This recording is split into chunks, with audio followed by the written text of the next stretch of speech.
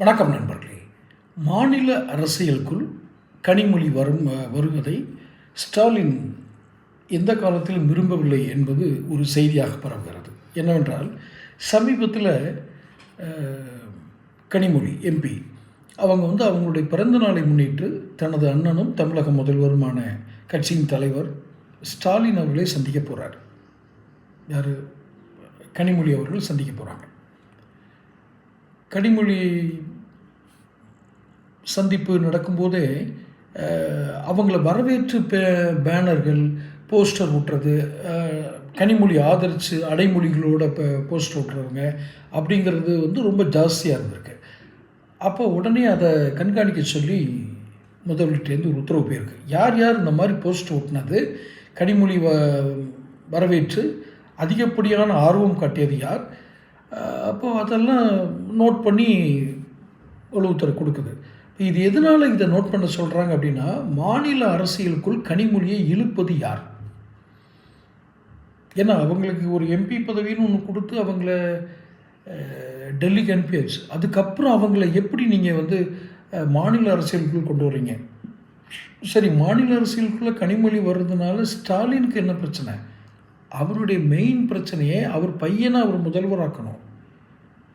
பையன் முதல்வர் ஆகணும்.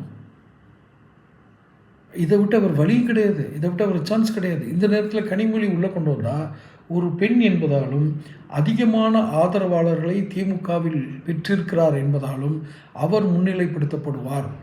மாநில அரசியலுக்குள் தனது செல்வாக்கை தெரிவிப்பார், நிரூபிப்பார்.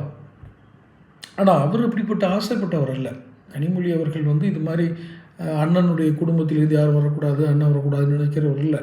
ஆனால் தொடர்ந்து அவரை புறக்கணித்து அவரை கண்டு அச்சப்படுவதாகவே ஸ்டாலினுடைய போக்குகளும் அவருடைய பேச்சுக்களும் நடவடிக்கைகளும் இருக்குது. இதெல்லாம் வெளிப்படையாக அவங்கள்ட்ட சொன்னாரா அப்படின்லாம் கேட்டுறாதீங்க. அவருடைய நடவடிக்கை பூராமே இப்படி தான் இருக்குது. தூத்துக்குடியில் நடந்த ஒரு சம்பவத்தை, நான் கேள்விப்பட்ட சம்பவத்தை சொல்கிறேன்.